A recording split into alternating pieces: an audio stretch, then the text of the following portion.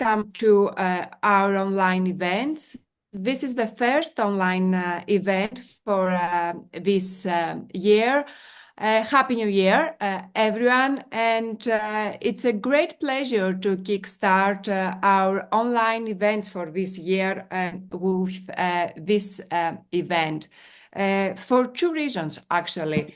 First, the importance of the topic, the public role of the IR scholars, and second, because this is a bottom-up initiative. It started from the EISA Pan-European Conference in Lille, with roundtables organized by Matti Spara and Nicholas Mikkelsen. And we decided to brought it online in order to reach a broader audience. I want to thank all the participants, Nicholas Mikkelsen, Eva Hersinger, Vasilis Paipais, Joanna Ricarte, and Matti Spara for their participation. Especially Matti and Nicholas for their kind response to our invitation to co-organize this event. And without further delay, I'm going to give the floor to Matti, who will moderate the first part of the event. Matti, the floor is yours. Thank you. Thank you, Rebecca, for the invitation and the valuable work you're doing for EISA. And thank you all for joining this roundtable Beyond the Ivory Tower, Reimagining the Purpose of IR Scholarship in a World in Crisis. It's a pleasure to continue the important conversation Nick and I started about 1.5 years ago, which led to two successful roundtables at EISA Lille last summer on what is the role of the IR theorist in public debate today. One of the key questions that prompted Nick and I to this section was that IR theories often seem absent from public debate. Perhaps this absence is partly linked to shifts within the vocation and the increasing theoretical sophistication of the discipline over the past decades, and with the rise of what I would call the so-called theory persona. For some, public engagement may not be seen as a central virtue, and for others, working with publics outside of academia, say in governments or militaries, may even be viewed as a vice. But there are also structural factors to consider. Does writing for a non-academic audience help someone secure a job or progress in their career in a precarious industry? How do we find time to contribute op-eds or participate in public debate when we are overwhelmed by administrative burdens, endless forms, and institutional pressures? Our employers value groundbreaking contributions in top journals and publishers, as they should. However, this can unintentionally reinforce the idea that time spent engaging the public, whether understood as the valuable time spent in the classroom or other public engagement initiatives, is less valuable, or at the very least, not a priority. So we might be missing some incentives. At the same time, when I visit bookshops in London, I rarely see books on international politics written by scholars who would identify as IR theorists. This can be for the best, but if not us, then who are shaping popular conceptions of the international and its futures? Think tankers, journalists, activists, political leaders. This, I think, opens a crucial line of inquiry. So what ideas, theories, and ideologies about international politics are shaping public perceptions and as such constitute the international in our contemporary times when international order is breaking down? What is the role of the IR theorist in this context? And this brings us to the need for IR scholars to cultivate or perhaps reinvigorate a new type of intellectual persona that is built on the virtue of public engagement, a public intellectual. I believe we need a serious conversation about the reasons underlying the absence or perceived absence of public IR intellectuals. Equally important, we should also debate the roles and responsibilities of IR scholars in society without neglecting the ethical dilemmas of public engagement, as well as the challenges and opportunities and unintended consequences of translating academic knowledge for wider audiences. And these are indeed the key themes for our roundtable today. And I'm thrilled to be joined by a brilliant group of panelists. Dr. Nick Mikkelsen, King's College London, Dr. Eva Herschinger from the University of the Bundeswehr in Munich, Dr. Vasilios Baibais from the University of St. Andrews, and Dr. Joanna Ricarte, University of Coimbra. Each panelist have been assigned a question, and I invite each panelist to share a 10-minute intervention, after which we will open the floor for audience questions and discussion. Nick, the floor is yours. Okay. Okay, yeah, I'm not on mute. Good. Okay. Thanks very much for having me, and I'm excited to be part of this discussion. So it's great to see you all here. So we live in an era in which the value of scholarship and scholarly expertise is increasingly questioned. I think we all recognize that, right? Especially we see it questioned by new right populists who view contemporary academia as a corrosive force, a kind of blob or cathedral of disinformation and assault on the spaces of cultural meaning that they see themselves as speaking for. So to quote Vance, quoting Nixon, the professors are the enemy for these people. So the ill purpose of academia and academics has become something of a cause célèbre for the ascendant new right. How did this happen? And to sort of answer that, I think we can come at it obliquely, as it were, as IR scholars, and we can try and historicize this question in the context of our own disciplinary history. How do we as scholars understand our relationship to the world? How have we understood it in the past? How did we see the relationship between theory and practice, and how does that change through the history of the field? I think there is a story to tell, and it's an interesting story, right? In the early years of the discipline, in IR, there was no formalized division between theory and practice, between academics, propagandists, policy promoters. Interwar IR theorists avant la lettre assumed that a confluence of educational functions, policy advisory functions, public engagement functions, all these were part of what it meant to be a scholar of international relations. By the 1960s and 70s, though, a concern started to appear, and it was an important concern. The concern was that IR scholars had become overly attentive to the needs of states. And in doing so, they'd started to ignore everybody else in international society, from legislators to the public sector, to private actors, to trade unions, who might also want to get something out of the scholarship we did about international politics. During the Cold War, IR theorists argued, self-reflexively, right, that theorists have got really good at selling bad theory to state policymakers on the grounds of their weighty claims to have gained access to the objective truths about international politics. And in the process, they supported a whole series of really ugly imperial or violent and murderous projects.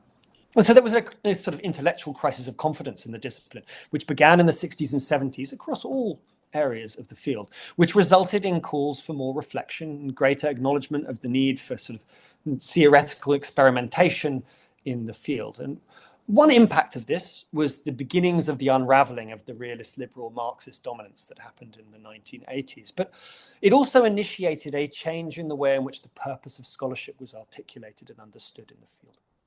That reframing of the purpose of IR gave birth to, I would argue, the trend towards theoretical pluralization that started in the 1980s and really exploded in the 1990s and defines the field today. Basically, the idea is that we have all these different purposes and we need different theories to serve those different purposes. So I think that disciplinary pluralization was a reaction to a perception of a bad IR. An IR set to the wrong purposes and part of an urge to have a better purpose. So the IR scholars of the 80s and 90s increasingly advocated for disciplinary fracturing, fragmentation, interdisciplinarity, more diversity in approaches, because they were animated by a desire to create more healthy distance between us, scholars, and the sort of state policymakers we saw doing bad things out in the world. What happened over the subsequent decades, though, is an interesting story, because this urge to pluralization increasingly segmented the discipline, not into many schools, but into two. Into the pluralizing, critical, cool kids, and the boo, objectivity-seeking problem solvers. Now, the cool kids, we thought that the critical, fragmented, fracturing, detotalizing theoretical approaches to truth-telling allowed IR scholars to speak in a more sophisticated fashion about the world, but also to provide succor to the suffering and to the vulnerable groups in world politics, the victims of the state. Whilst the problem solvers, they were still helping the states, the militaries, the heteronormative colonialists with their over-parsimonious scientism. Critical IR theorists wanted their purpose to be making the world a better place. The IR scientific mainstream, created during the Cold War, was either misguided or sometimes an expression of moral failure as well as intellectual failure. And I sound like I'm over-exaggerating, but this was genuinely the message I got as an undergraduate and a postgraduate in my early academic training. And I see this as a strong feature, this narrative of the way in which we teach IR, particularly in the UK. Critical academics after 2000, with the birth of the War on Terror, they saw increasingly, I think, limited value in developing the rhetorical skills that we know in the past were useful for academics to have a public role. And they did this because they were worried fundamentally about being incorporated into a state-led project. So what were these skills? Easily understandable and digestible language, methodological commitment to care and caution. These are the things we know are critical to the success of public intellectual activity. What happened was critical scholars saw this kind of mainstream communication as undermining their critical credentials. The reference points for this vision of academic purpose were the 1968 student protests, the 1989 political dissidents. So in this context, the more fragmented, the more methodologically complex, the more theoretically obscure, the more flowery philosophical language was better. It was safer.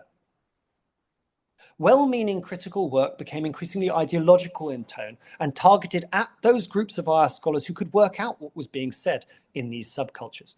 With their very specialized vocabularies and publishing jargons. Journals loved this because every time you had a new publishing jargon, you needed a new space to publish it, and they could sell that space back to the universities. So journals proliferated to meet the needs of all these subcultures.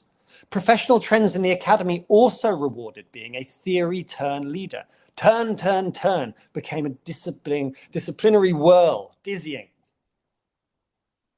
It encouraged academics to develop ever more niche language games, to tussle over and to accuse their competitors of being morally deficient theory, whilst their extra more sophisticated version escaped those moral deficiencies. Now, look, if we hoped that this proliferating conceptual innovation and all these new jargons would be ill-suited to misuse by state practitioners and other bad actors, I think we were mostly wrong. The marginal, once marginal, fracturing IR theoretical subcultures described themselves as useful primarily in as much as they were committed to revealing the diversity of truths out there in the world, the interpretive pluriverse. Now, this was a useful idea, but just to more than the marginalized people that critical IR wanted it to be useful to. The far right liked it, and it likes it a lot, because they too want to claim that essentially private anti-modernist indigenous knowledge is best. The traditionalist decolonial nationalists like Modi in India love this kind of discourse because in the same way it makes identitarian discourse cool, right? The climate skeptics, the conspiracy theorists, those who want to claim climate science is just an ideological language game, they like a lot of this discourse too. Capitalism loved it because it wants to sell academic knowledge itself as a lifestyle choice. Through social media. Theoretical fragmentation and pluralization are a perfect fit for the late capitalist sort of information cycle, right? The attention economy, as you can call it. Theoretical fragmentation really fit contemporary new media. Rapid academic change, all these turns and trends, they mirror new media attention cycles, and the content often married up with useful sellable products. This is what's allowed us to be presented as the ideological infrastructure of capitalism by the populists of the new right. So what to do? Now, Matty pointed to some of the things we can do, right? And some of them already happen, right? We get training in media engagement as part of normal academic life. The academy indeed rewards public roles, but it does so in a cautious way. It's very sensitive, the modern academy, to economic and reputational risks. And we really saw this around the war in Gaza. The purpose of scholarship today has to be understood, I think, in relationship to the changed informational media environment in which academics participate today. That logic of communication is structured by attention, and it's structured by a dynamic of ideological inflation, a trend towards polemical extreme statements, often overseen by a conspiratorial logic of suspicion in which scholarship acts as a kind of detective, and so do people online, uncovering falsehoods lying beneath the discourse of scientists and politicians. You can see some real mirrors to the way in which new media dynamics work and the way in which critical academia works. And people like Latour have pointed this out, and it's worth listening to. A successful academic intellectual today is something like an academic influencer, selling the best bullet points of their arguments at conferences, right? Creating short videos, surfing the attention economy, selling our ideas to the market for plural truths. Attention scores, right? When we make our application for promotion, attention scores for our articles, they are academic value. We all have a LinkedIn page. We all have to act like our little own PR agencies. This trend towards rewarding attention doesn't mean great scholarship. We know that, right? It leans into all the degenerative trends that we've already spoken about. So I think the purpose we ought to lean towards, and perhaps one that I prefer, so this is maybe idiosyncratic, but it's one that's directed towards an idea of the public sphere, where our purpose as scholars is linked to raising the level of public discussion in the classroom and outside of it. And I think this matters given the dangers we face today. So this confluence of populism, conspiracism, racism, climate skepticism, all entangled in a single storm. If we want to pursue that purpose, right, enriching the public sphere, raising the level of public discussion, I think we have to do two things. The first is write differently. Move away from exclusionary jargons, try to learn to speak across our jargons in ways that are accessible and clear, to treat our academic subcultures as pragmatic toolboxes rather than existential dwelling places of virtuous critical souls. We need to say farewell, I think, to the ideal of the holy critical theorist detective as a model of purpose. I don't think it's worked. I think it's gone horribly, horribly wrong. What we need is an IR scholarship that reminds the public what it means to be an intellectual. And I think that's, it requires rhetorical work, but it also requires being even, steady, cautious. I don't think we need to perform student protests. That is what the new right has been able to target, right? Because we're using language often that's only credible to people who understand the jargon that we've developed. And that's often quite a narrow group.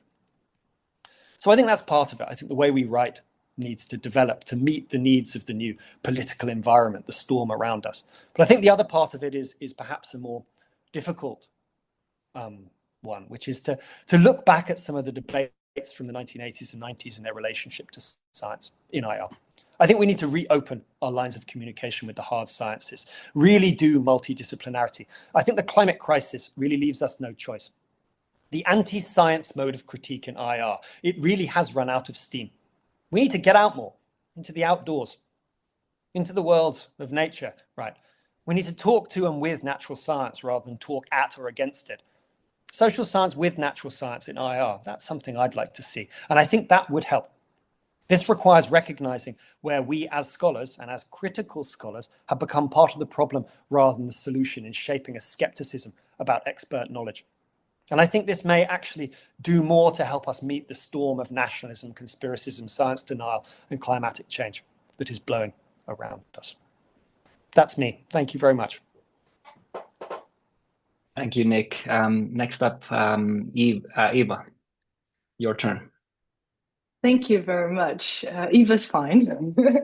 Yeah, thanks for inviting me, and it's great to see you all here. And I had fun last time in Lille, so I'm happy to do this again and have some new faces and speak again about the relationship. Nick, you just gave a wonderful start to this roundtable. Thanks a lot. There are a couple of things I would like to react immediately, but then this will bring me over my 10 minutes. And then Matti will cut me off. So I'm just sticking to my points and leave the rest to the discussion. However, what I would really like to stress is this relationship between our scholarly discipline and the public domain that really is our topic today. I think it's quite the perfect moment to revisit this relationship. I mean, COVID-19 pandemic still fresh in our minds. The Russian war against Ukraine continues to shape the global dynamics. The violence in the Middle East is ongoing, up and down. And most recently, Donald Trump has been inaugurated as the US president for the second term, invoking worries by some and joy by others. So I think in these times of upheaval, our role as scholars in international relations is more critical than ever. The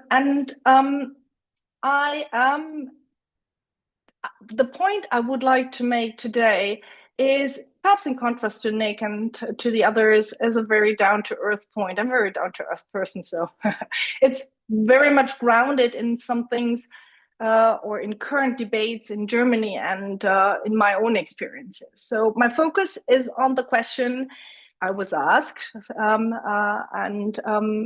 Matti, I fully agree, it feels particularly urgent, namely, do we as academics have the responsibility to address global issues for public audiences? And should we actively engage in sharing our knowledge with the broader public? And how should this relationship look like? My answer is pretty straightforward. Yes, we should. But it is a responsibility that also requires us to say no sometimes. Above all, it involves transparency, translation, and most of all, humility. Resonates perhaps with some of the things Nick just said. But let me explain. Of course, this responsibility can take many forms. Already was mentioned teaching, but also giving media interviews, writing blogs, creating podcasts, or even delivering lectures in public schools. But we all know that the responsibility of an IR scholar in these contexts goes beyond simply disseminating information. We have a specific role to play in addressing global issues for public audiences, especially at a time when the world seems increasingly fractured and uncertain.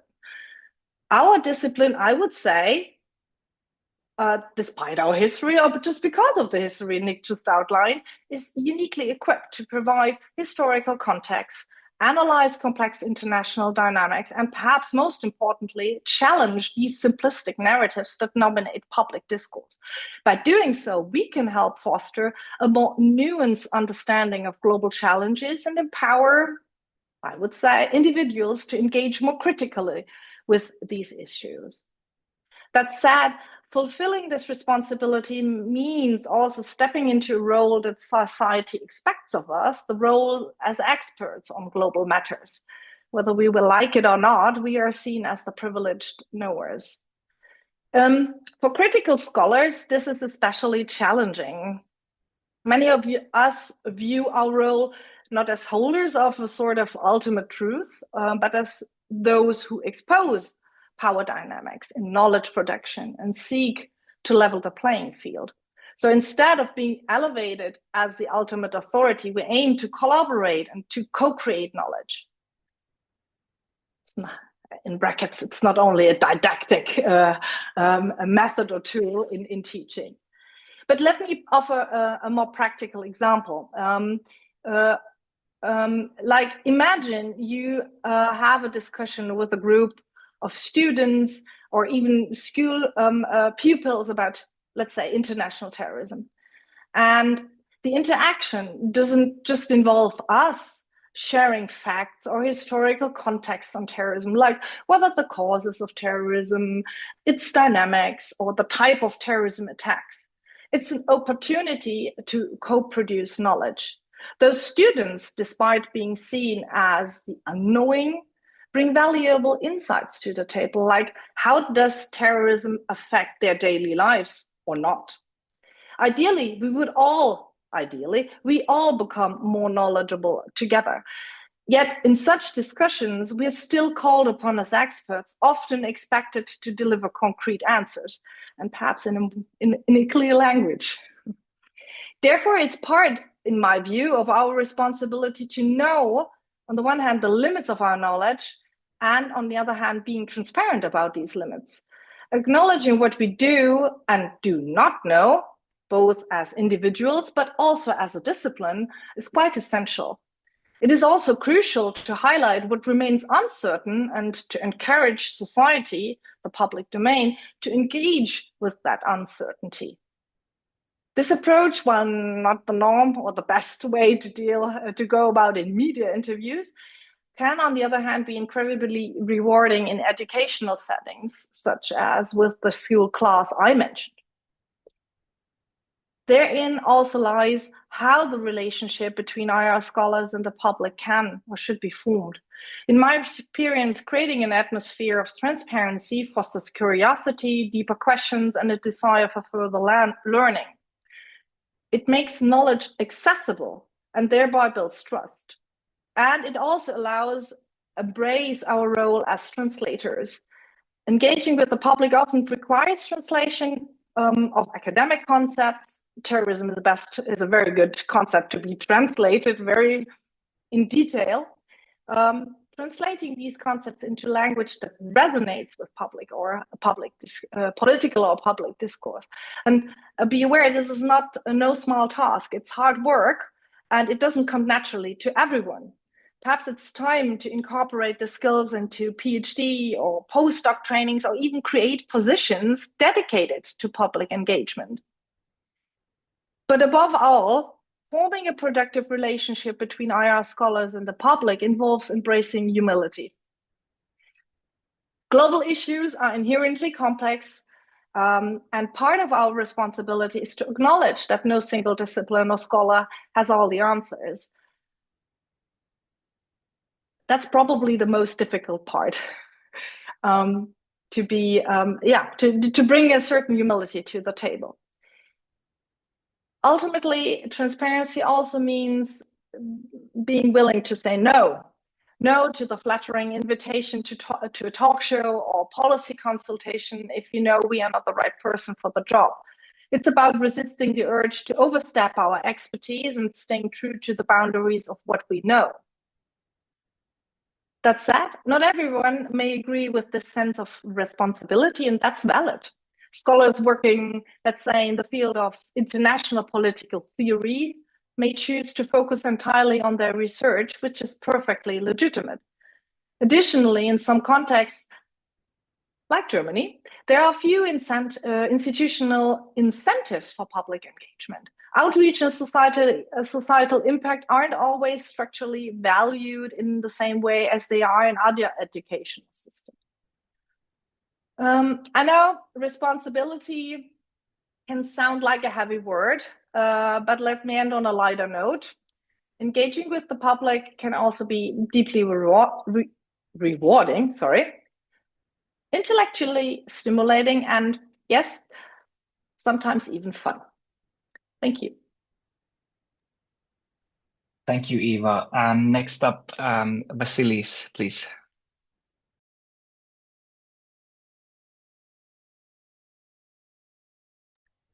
You're muted. Yeah, can you hear me now? Yes. Thank you, Matti. Thanks for the invitation, and thanks to Rebecca for putting this panel together. It's a very hard act to follow both Nick and Eva. Very inclusive and very good presentations, very good talks from both of them. So I think I will summarize some of these same points, and I'll try to say them in a different way, perhaps. Some very good points made so far anyway. So my engagement with the panel, this is a panel, of course, that was put together for the ASA conference that was mentioned in Lille. And my engagement, I think, with the panel had to do with the fact that I was working last year on a paper on IR theory and what IR theory is for and what kind of functions it serves. It was a paper which is destined for a textbook. But it got me thinking about the nature of theory, the purposes it serves, the sociological structure of knowledge production in the so-called discipline, which of course always dovetails with the evolution of the discipline itself. And what Nick referred to earlier as this is Freudian slip, the theoretical fragmentation and pluralism that seems to characterize the current affairs within IR.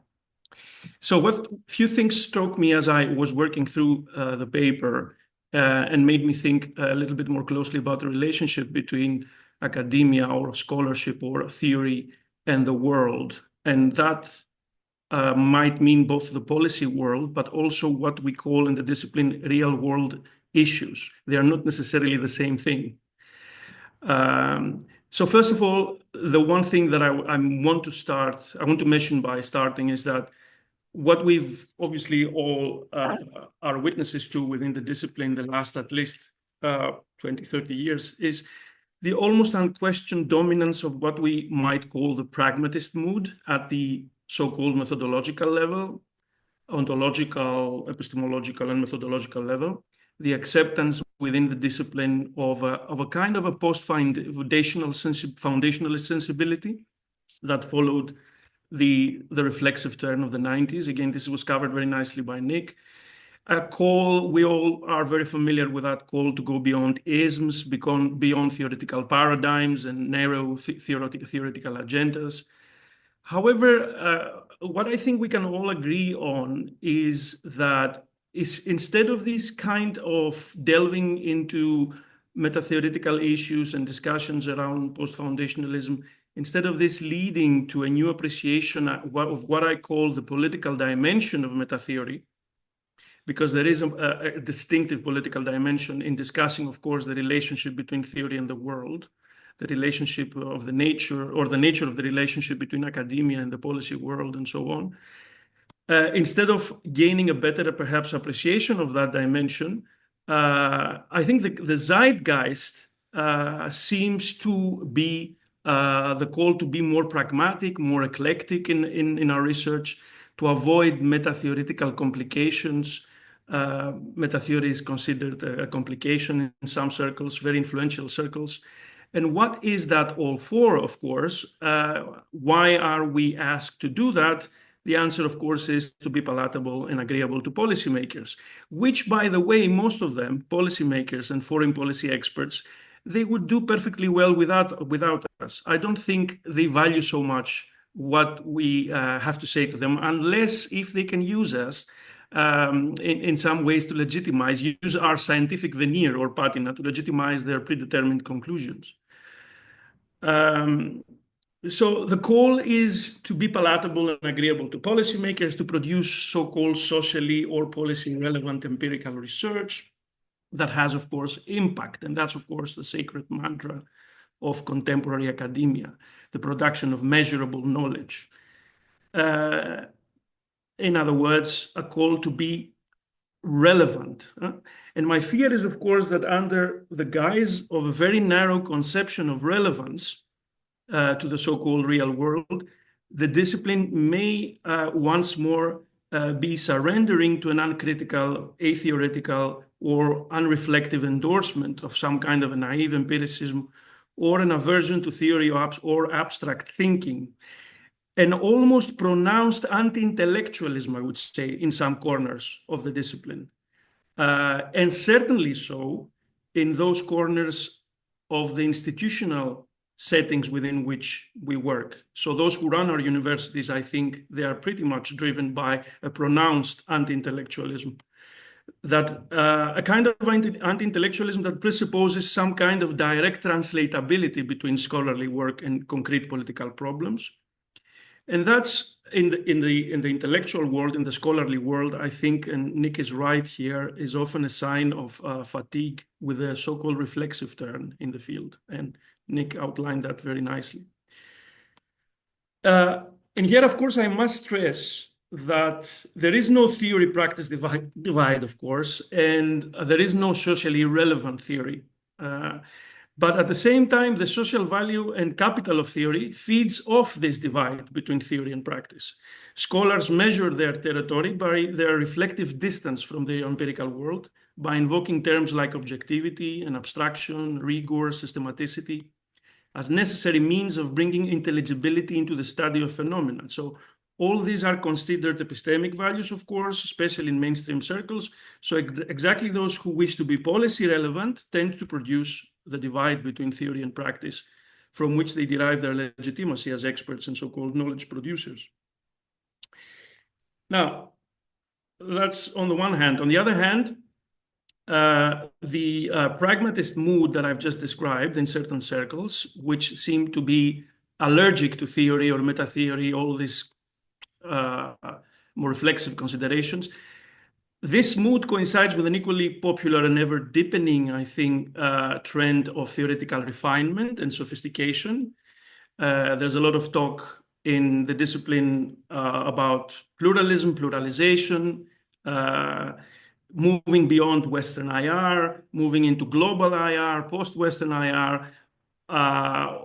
All kinds of renditions of pluralism are encountered at the moment. In my paper, I look into different kinds of pluralisms, methodological pluralism that seems to abound lately, geocultural or geoepistemological pluralism, thematic pluralism, interdisciplinary pluralism, and so on.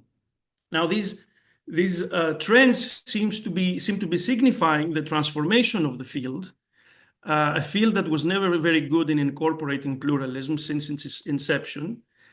But it seems now that the field is transforming into a terrain where what is studied is what we may call, or what might be the case in the future, we'll see, what we may call global cosmologies, the terrain within which global cosmologies intersect and interact.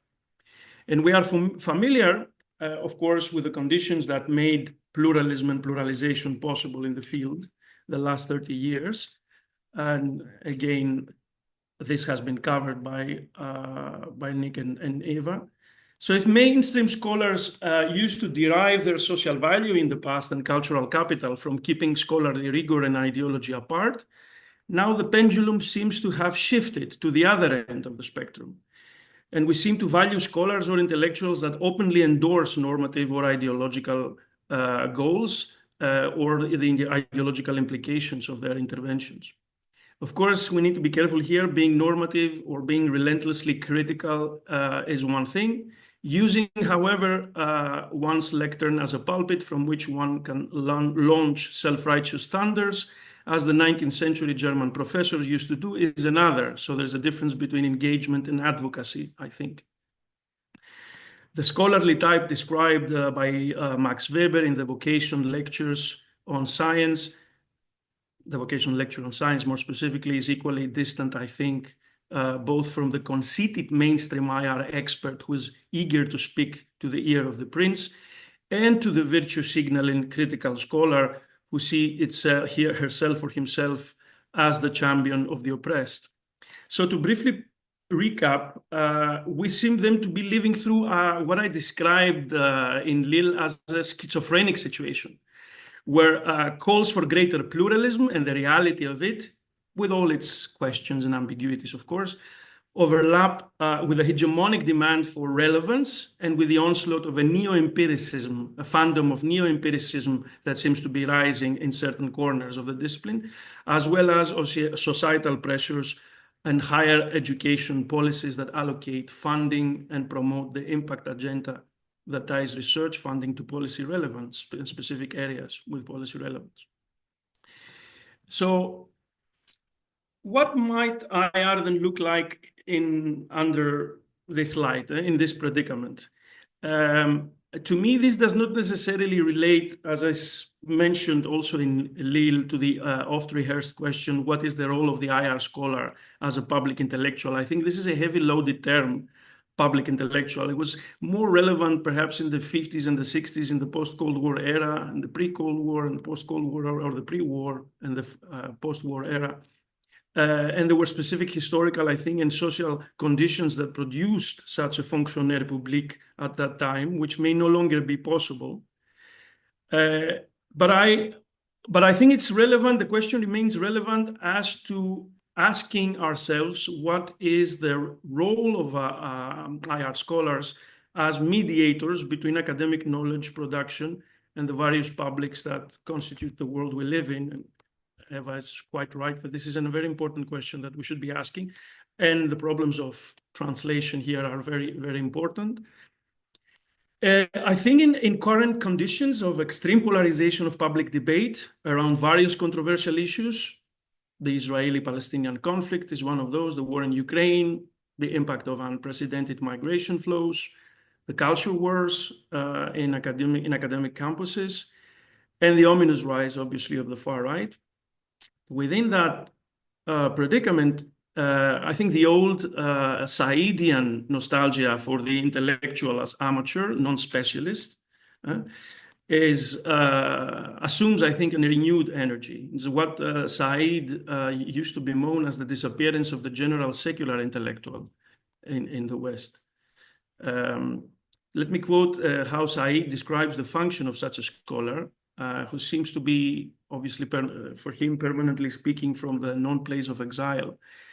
He describes them as figures of learning and authority whose general scope over many fields gave them more than professional competence, that is, a critical intellectual style. Now, what does this mean, however? What is it exactly? What does exactly mean to speak from this non-place of exile, that place of perennial homelessness, perhaps, or restlessness? I think we should make clear here that it doesn't mean one should speak from a position, obviously, of neutrality or equidistance. It is about preserving this precious little space or liminal space for what could be called civilized disagreement, a much maligned and misunderstood term, the term of civility. It's not about eliminating or suppressing social strife, disagreement. Stasis is the Greek word for that. Knowledge anyway flourishes during periods of social strife or social crisis, when people are forced to rethink their positions, the nature of their societies, and their fundamental commitments. But I think it's about building our communities around the possibility of error and failure, and recognizing intellectuals as the guardians of that fallibility. Intellectuals as the men and women and all in between, on the wall, on the fence, as the great lawgiver of Athens, Solon, describes himself in his elegies when he was trying to mediate between the various factions of the Athenian polis. Intellectuals as the boundary stones in a no man's land, or the liminal space, the metechmion in Greek. Not a space of neutrality again or pacification. It's a place rather where a particular public ethos perhaps can be cultivated, an ethos that questions any direct line leading from theory to policy prescription, and an ethos of recognition that such a relationship, of course, is always fraught with difficulties, slippery choices, all kinds of traps, reversals, and unintended consequences, of course. If there is a space, I think a privileged space where IR scholars can cultivate this ethos, I think that space is their classrooms, the classes. Teaching is a genuinely public engagement. I feel I'm doing real world related work when I'm teaching in my classroom.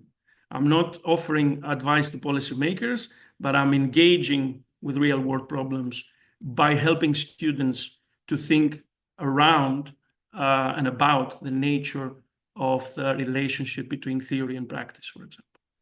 I think this is where much of the game is played, or should be played, the interrogation of the relationship between theory and practice. In other words, the politicality of meta-theory. I return to that. This is a very important point for me. And to the extent that we do so in our classrooms, we cultivate that public ethos of engagement. I think, to use just a theological metaphor, which I used in Lille as well, this, for me, is perhaps the last stand, the true catechon, the catechon as the restrainer, the withholder of the apocalypse. In an era of extreme polarization, uncompromising animosity, ideological fanaticism, inclemency, and unkindness, there is perhaps room for that kind of civility, a public ethos of engagement along those lines. Thank you. I'll stop here. I don't know whether I've talked too much. Thank you. Thank you. Very interesting. And last but not least, Joanna, the floor is yours. Thank you very much, and good afternoon to all of you. Thank you also for including me in this discussion. I think I am the outsider of this discussion because I didn't participate in the roundtable at Lille. For me, I think I am in a double position right now, which is the privilege of being the last one, and also the challenge of having something new to say when I actually agree with everything that was brought here. So I'm going to try to reorganize what I was planning to speak about. And first of all, I'd like to address the very question of what is the ivory tower in the end of the day?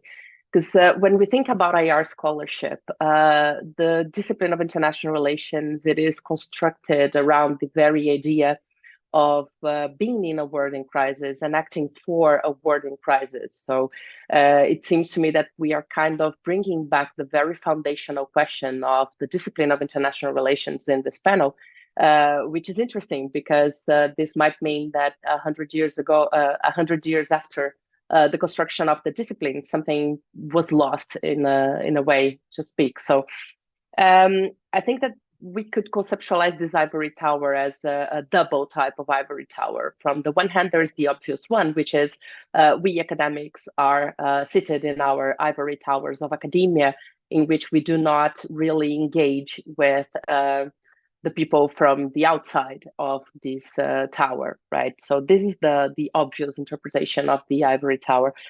But there's also another one, which I find that might be interesting to explore in here and was somehow touched here and there by all of you, which is the very ivory tower within the academia, meaning that the international relations discipline was constructed based precisely on interdisciplinarity and trying to find a niche in terms of object of study in a world in crisis. But it comes from several disciplines. It needs several disciplines, but in order to legitimize itself as its own type of legitimate knowledge, international relations actually closed itself a lot to other disciplines and within several types of levels. And in the end of the day, we're losing interdisciplinarity, which is the key feature of international relations. And that helps us, in the end of the day, understand the world, explain social processes, theorize, and also communicate science and intervene within society. So first of all, I'm going to propose that we take a look at this double ivory tower, which I think that is very much key to understand the questions of translation also within academia, which was the question that Mati posed to me. So I'd say that one of the key issues here is that international relations at some point, and Nick spoke a lot about this, became very focused on this tension between epistemological thinking and problem solving, as if it was a binary that was mutually excludent. So you're either someone that is doing theory and critical thinking, or you're doing problem solving. You cannot be doing both. So this is one of the things that I think that created a real separation. So we're talking about two types of separations, I say, within the discipline of IR. One is the separation from the outside, from the other disciplines, which is, for me, one of the newest turns of IR, I'd say. I think IR is coming back to interdisciplinarity and to its roots, and IR scholars are looking way more back into other disciplines. So I think that we can say we're going into this new turn right now, the interdisciplinary turn in IR, which is kind of just closing the circle, right? Because this is where we departed from the first place. But then on the other hand, I also think that there is this separation within the discipline. That is, we're either theorizing or doing practice or acting within the world. So this is also something that is problematic. And maybe what we need to do to think and rethink and reimagine IR beyond the ivory tower is also to be able to move beyond those binaries, right? We talk a lot about this in theory when we talk about, for example, binary thinking in politics, how Western thinking is very much binary, the us versus them logic, and everything that comes out of post-colonial literature, for example, but then we do not apply this to our own discipline. So I think we're lacking some self-reflexive thinking within our discipline, and maybe even theorizing about this. This makes me remember actually one project that I submitted once that wasn't funded, but it was a very funny and interesting one to write, because it was about bridging science to policy in the field of migration. It was one top-down project, Horizon project, CSA, coordination and support action. We've done research, now find a way to translate scientific knowledge into policy and bring practice into a better situation by doing this. And at the end of the day, the whole consortium decided to go with a metaphor, which was very much discussed and was actually mine. So I took the risk, which was to look into Lord of the Rings as a metaphor for bridging science to policy. And I'm going to explain what we did. So we created this kind of a poem in which we said that in science, we have, when we look into this science to policy word, we have three peoples, right? So we have the ones that are sitting in the ivory towers, looking down on the others and producing knowledge closed within themselves. Then we have the ones from the lower lands that are roaming the lands and trying to live their lives and to be in practice. And then we have the policymakers, the ones that are kind of separated from all of this. If you're interested, I can just search quickly my project database here, because we have a poem which was very funny based on this. And the question here is, we have a problem of, I'd say, place, space, and time, right? Because time is also changing. And when we think about time changing in terms of theorizing international relations, the changing world order, the post-liberal world order that we're probably heading into right now, and this kind of thing, sometimes we do not think how time also affects the way we produce, right? The way that we are developing knowledge and how we are communicating knowledge in the end of the day. And this is one of the key challenges that I'd say that we need to address when we think about this. First of all, in terms of the questions that I was supposed to be answering here, when we talk about the public, what is the public? How do we engage with this public? I think that there are many ways to think about this, but the question of time is the key one here, because when we talk about with policymakers, when we talk with practitioners, when we talk with the general public, the main issue here is the time we have to communicate, the time people have to listen to us. And this is very much key in how we do this. I personally have been very much thinking about these questions because I've studied my whole academic life about Israel and Palestine. And around 3 years ago, I listened many times, people telling me that, there's nothing new to say, just like a, settler colonial forever issue. And then right now, we have a lot of things to say.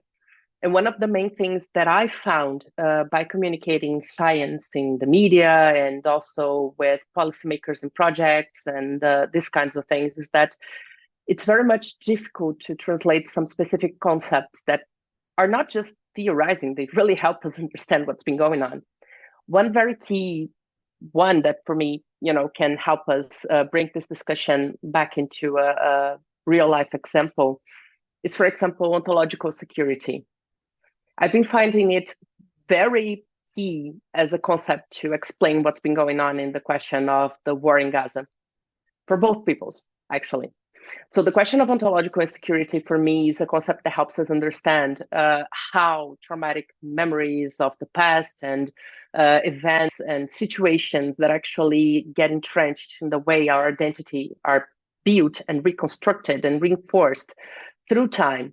They help us understand how, for example, political leaders can mobilize certain narratives to make the public think that specific issues are morally justified or rationally acceptable in a way. But then it's a very complicated concept to communicate, right? When you go into media, for example, people give you 2 minutes to answer to a question. I've been in this position, a journalist asking me, how do we explain the conflict between Israel and Palestine? And I said, well, in the end of the 19th century, and they said, okay, we don't have time. Don't do this, please. And this is very challenging, right? How to do this, how to communicate these kinds of things. So to be very much pragmatic, and I think that we can have a discussion later about this, I'd say that, first of all, we need to go back to interdisciplinarity when talking about all of our issues in IR, because we cannot explain whatever's been going on without psychology, without history, without ethnography, we just can't. So I think that going back to interdisciplinarity and not closing ourselves within our disciplines, so being able to talk to our peers, but also to our extended peers, is very much key too. And sometimes this is challenging because we might be talking to people from other fields that do not understand our concepts. For us, it might seem that it's very, obvious, but sometimes it's just not.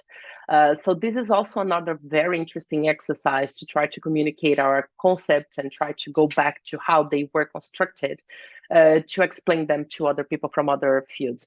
But also, I'd say that translation also entails eligibility. And this is something that for me is very key and has been very key in the past year.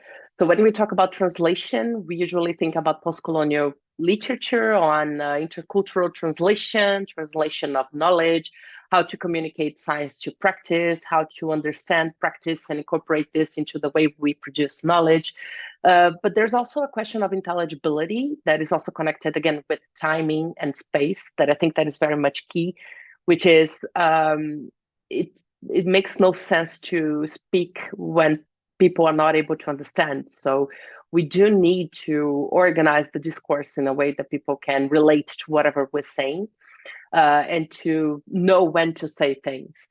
One thing that for me has been very much key is that I spent a year talking on television, like weekly, before I said genocide at the first time on television, because for me it was very much obvious that I could not just communicate a word that I couldn't explain, or I would just create new defenses. And instead of people being able to understand what we say, they just get defensive. So this is also another thing that I think that is key when we think about how to communicate the knowledge we produce to other types of publics. And I'd say, I'd leave it here because most of the questions that I was about to discuss were already addressed here.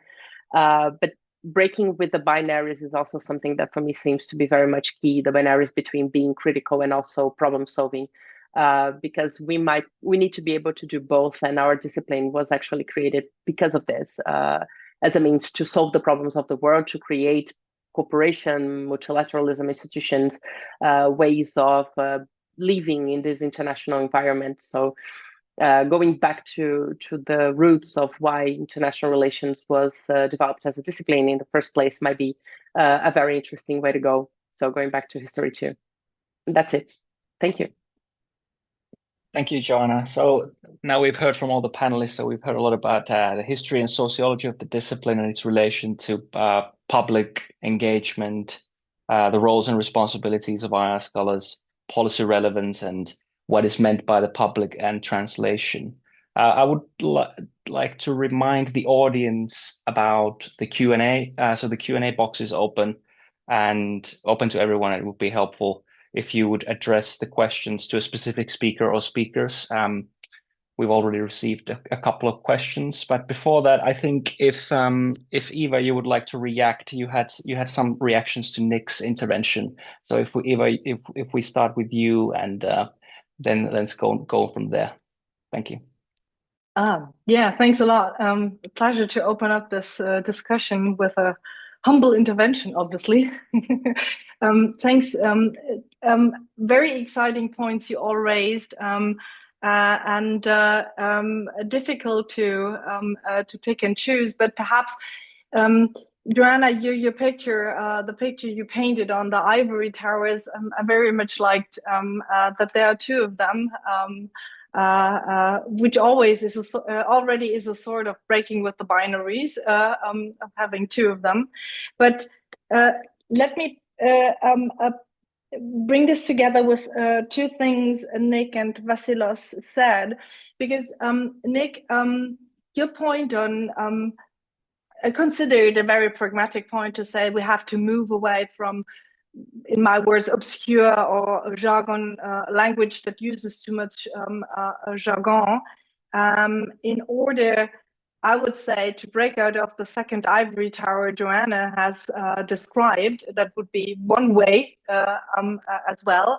And as I can see it, in many ways, the language we use how transparent it is, or how easily graspable it should be, without it's a tough nut to crack, because it shouldn't be too simplistic, obviously. But this is a fine, I think this is a sort of balance we have to face and to deal with, because it would allow to reopen the lines and our ears and hearts to other disciplines, as you mentioned, Nick.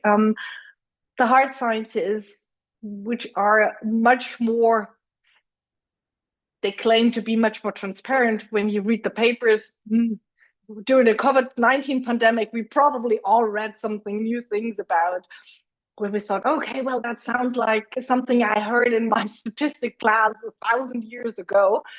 Okay, but still, it might allow not having a heavy theory, obscure language might open the second ivory tower Joanna described to other disciplines.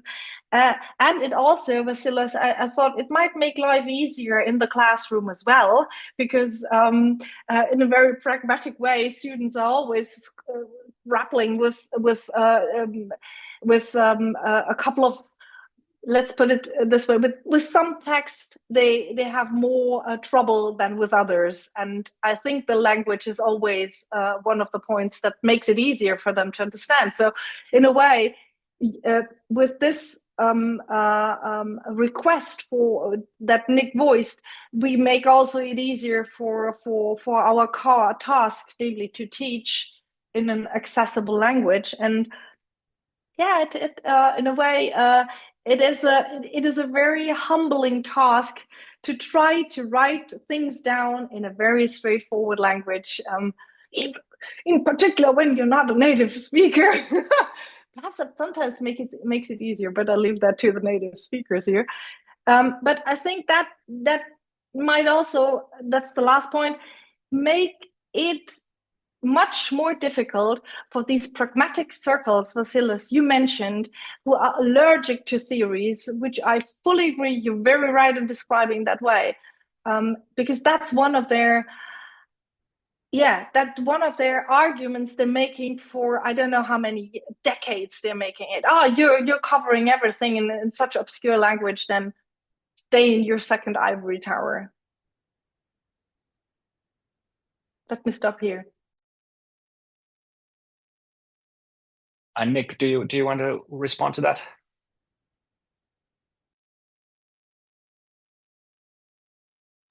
I couldn't find the unmute button. Sorry. Well, I don't have much to respond other than the fact that I think I agree with what Eva has to say. I mean, I think it sort of turns back to the question around translation, right, that Joanna raises. And I was a theorist raised on post-structuralism. That's where that was my initial training, right? So I as much of what I say, it probably has the, maybe this doesn't come across, but it's more like a confessional, right? I like writing really dense, like incomprehensible stuff, right? That stuff makes me happy, right? And theory for its own sake, long words, impenetrable sentences, all that stuff makes me personally happy. But I do think that sometimes being asked, and this is what teaching does for me as a kind of vocational pursuit, it forces me to look at what I'm saying and ask, what are you actually saying? And how can you explain this to someone so that they know what you're saying in a way that isn't, that it's not wordplay, where I can communicate the importance of, a philosopher or whatever it is to a young person, and they understand it. And that value, I think, is a really core academic value, and it has an element of translation and translate a discussion into the public sphere. And I think, I think turning back towards that in our writing is, I think you're right, hard, and maybe it moves against our own instincts, but I think it has a lot of value. I am noticing though, Matthew, that we've got some questions coming in. So can I answer the one about decolonial IR while I'm here? Would that be all right, Matty? Yeah, go for it. Go for it. So look, I'm going to again do a slightly confessional answer to this, Zulfia, which is a lovely question, and I'm tempted to answer Cornelia, but I'm a little intimidated about that one, so I might leave that to someone else. But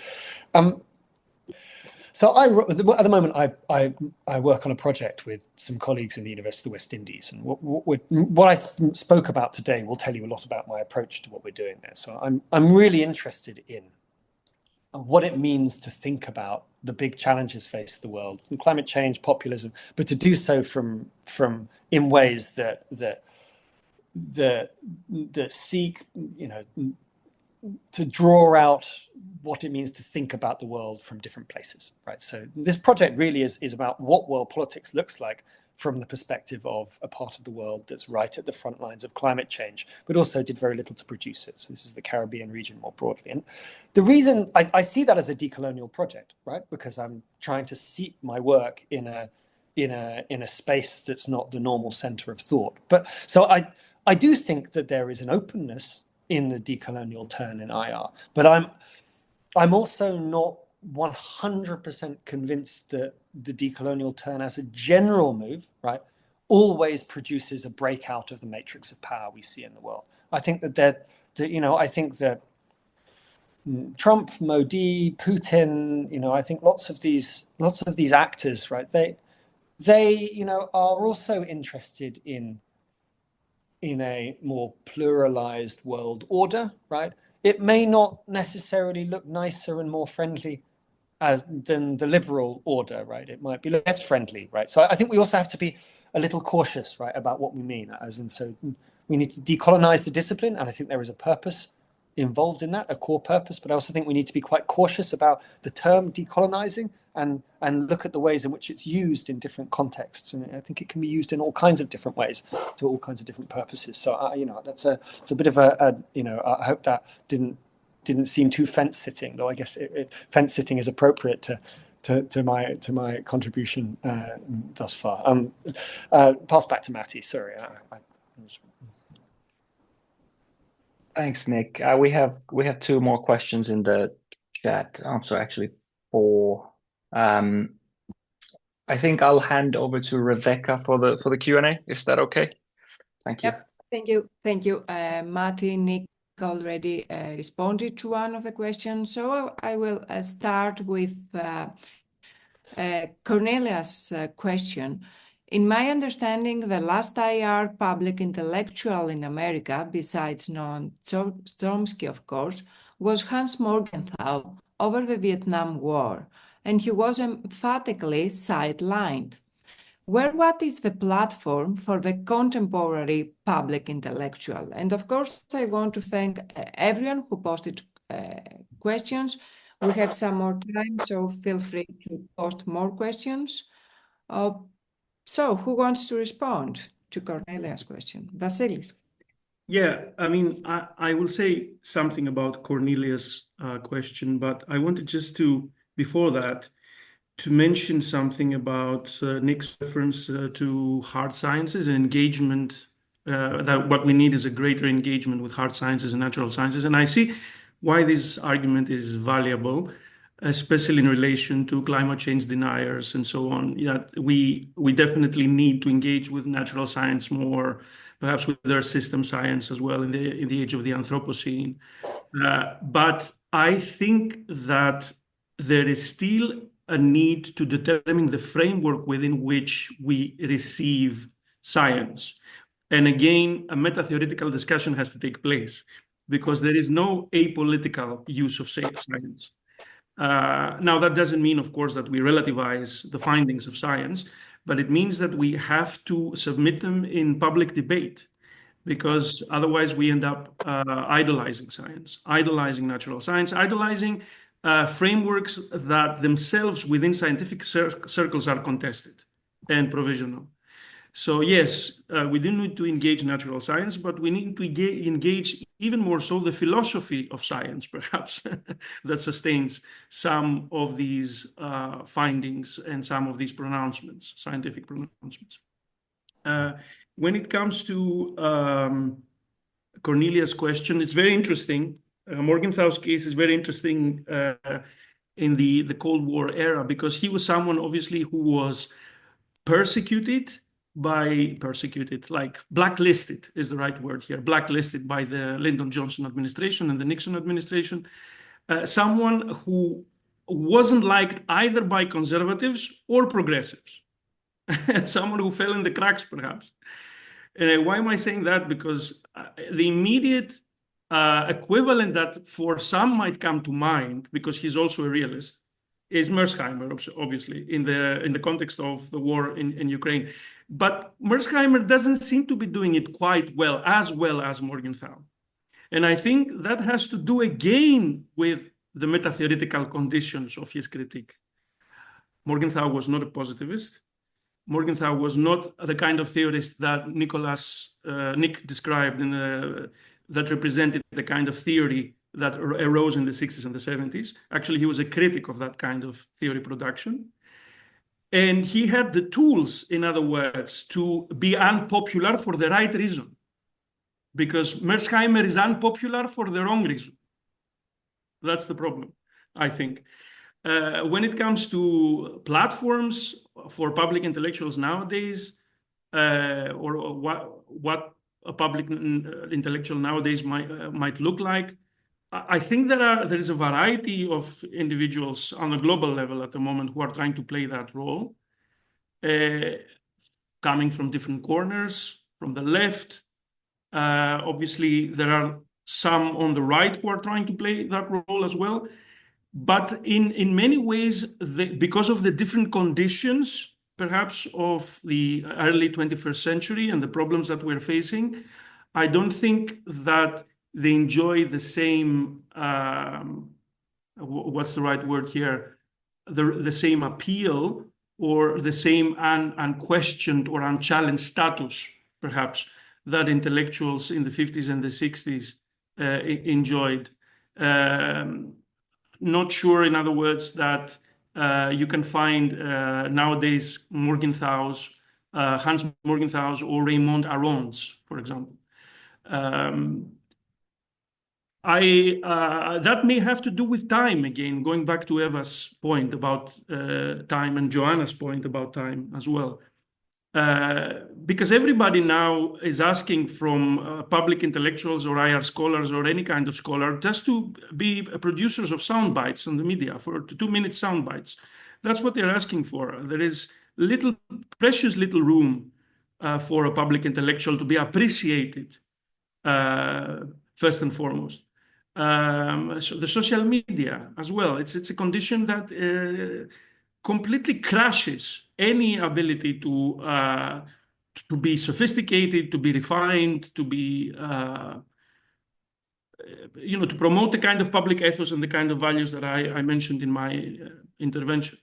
So I'm very pessimistic. I don't know. I'm very pessimistic about whether contemporary conditions can produce the kind of public intellectuals that we have in mind, or we used to have in mind. Thank you so much, Vasilis. And we have a related question from Uma. Joanna raised a really interesting point about the challenge of having to explain more complex theoretical points in a 2-minute news interview.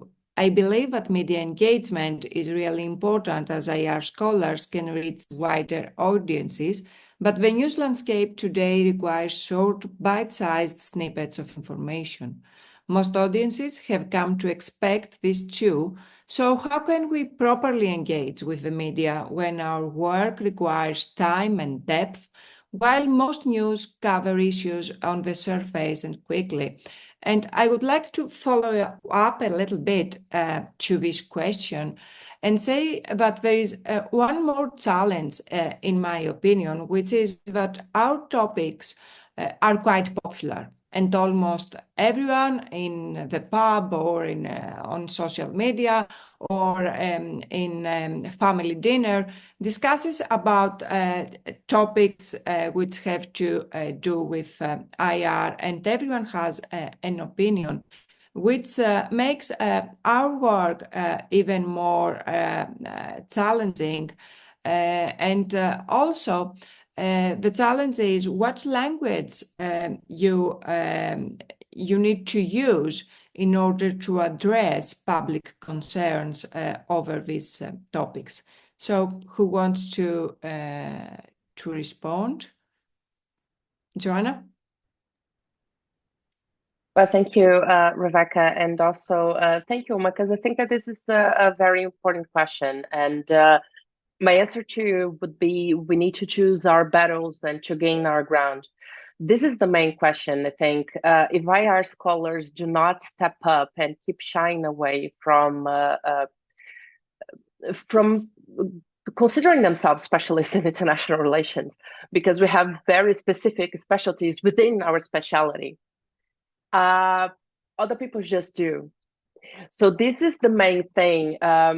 I can tell you a personal thing, going into the risk of doing what Roberto Gama said, like the I, me, mine. But I think that those examples, they are actually very much useful. So around 2 years ago, I was awarded a very important project of Horizon Europe. And many people started to call me from the media asking me to speak about the topics of the project and everything. And I was like, listen, this is just the grant. The research didn't start yet. I have nothing to say.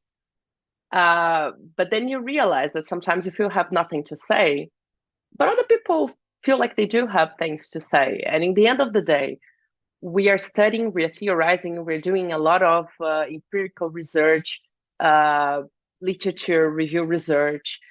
And in the end of the day, if we do not occupy those spaces, we risk being substituted by military people who have also their very important knowledge, right? But they are not IR specialists. And then you just see them communicating things that they do not understand.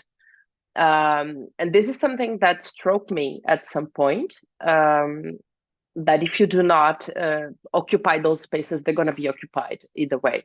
So I made an effort, which for me was personally really challenging, because you're exposing yourself.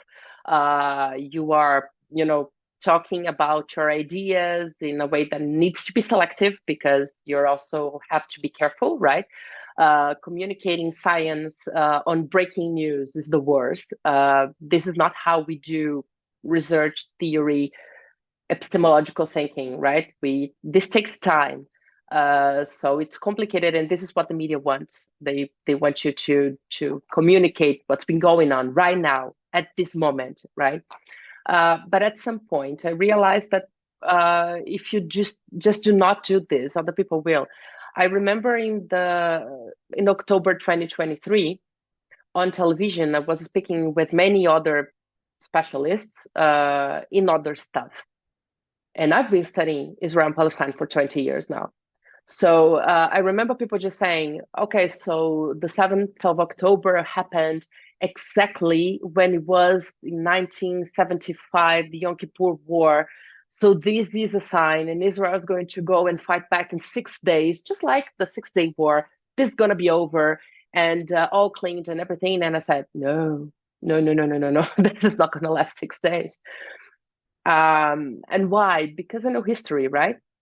Because I'm not just looking at the today and some things that I Googled and everything. I know history, right? So I know process. And this is something that I feel like we need to try to communicate those kind of things. In the beginning, it's complicated to communicate in 2 minutes, but if you choose which types of concepts you're using, if you choose which types of language you're employing, and especially if you feel like if I cannot communicate something, I'm just not going to talk about this because it's going to be worse. You gain space, and by gaining space, you start to build the possibility of doing more, constructing more, developing your thinking. And this is something that I feel like we should be doing as IR scholars, because international relations is a very, very key discipline. I think that 100 years after its construction, it's very much clear that we have a very clear object of study that is distinct from the object of study of history, sociology, anthropology, law, military studies, economics, everything that we also look into, but we have a very specific type of object of study. And you do need this kind of epistemological thinking and process type of thinking to be able to explain what's been going on. And we've been living in a very challenging type of world in which we're going to see a lot of changes. So stepping down from this ivory tower seems to me today to be very much key, and also something that helps us go back to our work, because I can say that personally I have written several pieces because of media engagement, because I realized some things that for me seemed quite obvious were not. And this made me go back to theorizing in my task by myself with my concepts and difficult words and the sort, because I realized that these types of theorizing were needed. So this is also a way for us to understand what is needed in terms of the state of the art for communicating our science. Nick, you wanted to add something? You are muted. Yes, thank you. I partly just wanted to say how much I think what Joanna just said there is spot on. I think that there is a great point being made by the questioner there, that that social media produces particular kinds of public persona which are sometimes, as Vas put it, anti-intellectual, right? And I think there is a genuine historic task here. We are dealing with something that is new, right? The contemporary media environment, and it is deeply toxic fundamentally to intellectual activity, right? And if we are unwilling to enter into battle in that space, right, we will see the world move in directions we don't want to see. So I think the contemporary information environment is complex, and it's also prone to a whole series of corrosive effects on argument, partly because it requires these very short articulations. But I think if we step off that space entirely, it will be occupied by people with none of our expertise, right? It's not that there won't be people speaking confidently. People will speak competently about these issues. They will speak confidently with no knowledge, though, and that is a large amount of the internet. So I think there's a kind of cowardice to us refusing to enter into this space, and I think we sort of have to put our gloves on and try, even if it is not always great stuff to pick through. Just quickly, I also wanted to say something about science, and again, just to speak to the work I'm doing at the moment. What I'm doing at the moment is basically speaking to climate scientists in the region of the world I'm interested in. I sort of think that's maybe what I think is missing a little bit in academia, is that we talk a lot about science, right? And I wonder if we ought to spend more time sort of researching with scientists and finding common points of communication. And climate science is easy, but I have a kind of anxiety maybe about the discipline that I was brought up in, which is one in which I really saw science as more a source of things to criticize than a source of things to celebrate, right? And that was about the critique of positivism and the critique of particular kinds of quantitative methodology. But I think we're moving past that, and I think we need those skills back if we're going to create those 2-minute sound bites that work, basically. And I think I'm not sure quite what that means, but I think there has to be something there, right? Okay. Thank you, Nick. And one last question is a long question from Roberto. I'll read parts of it. Roberto says, in a sense, is BI in IR becoming less about international and more about I, me, mine in different scopes, including problem-oriented analysis and theory making? And that being said, is the Ivory Tower also an increasingly Babel Tower inwards within IR discipline and outwards to the public or the community?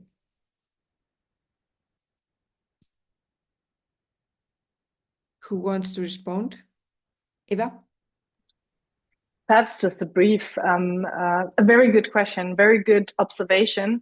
I mean, that harks back to what Vasilios said about the academic influences in a way, right? But in a way, you could say the positive side, if there is one, though I share most of the rather reluctant words on social media and the relationship to academia. However, the positive side could be, while on the one hand, we as academics, as IR scholars, are of fear to be used by the media, that is a sort of a way to get back to them by saying, okay, then I use you, dear media, for my own promotion in a way. Okay, that could be a sort of a positive side, or one side of it. So that's a way to strike back and say, okay, well, then I become this kind of academic influencer, but then with Nick, Joanna's, and Vasilos' thoughts in mind, of being a very rather reflective one. That would be somehow a way to marry some of the points we raised and be a more humble a person in this encounter. Perhaps one aspect that has come up repeatedly, and Joanna, I think you nicely you aptly pinpointed it with the sound bites, the 2 minutes that forced us to be very clear. It is a thing we can also try to learn in class, while teaching, because as all the others have said, if we have to explain things in a very clear language to the students, then we can do that as well in a very clear language to the media. So I think maybe we should just think about more where we can experiment ourselves and try out things. And students are, in general, at least the ones at my university, at yours as well, are quite okay with being sort of thrown into experimental pedagogical techniques and try things out. So maybe that is also a thing where the classroom can be a sort of platform, to go back to Cornelia's question, where you can try out be a public intellectual all by yourself and having an audience and immediate reaction as well. Rebecca, if I may? Yes, please. Yes, just to answer the same question. Yes, definitely there's a lot of narcissism within the discipline, and narcissism of the small differences as well. So if someone looks at us from the outside, they will see a lot of Byzantine debates taking place, a lot of parochialism as well, a lot of inwardness. But this is not specific to IR. It's specific to the disciplines, to the social sciences, political theory, political science, sociology, history. They have similar debates. They have similar Byzantine disagreements, similar narcissism of small differences, which is why I think the most interesting work at the moment is done where disciplines and sciences break down. At the interstices, in this interstitial space between disciplines. But interdisciplinarity, to go back to Joanna's point, is a very difficult task. It's a task with very few rewards and immense challenges. So it is something that is not easily picked up, because it is not an easy career path, first of all, for scholars. It's easier to curl up in our little disciplines and do the work that appears as narcissistic than to take up or assume the cost of doing interdisciplinary work. But I think that's the future, and I think if you like, from the same kind of demands will come in the future from the world of the non-academic world, the world of policy making, or the wider public, a demand for the production of what we might call global theory. And you see that happening at the moment. And there are a lot of departments in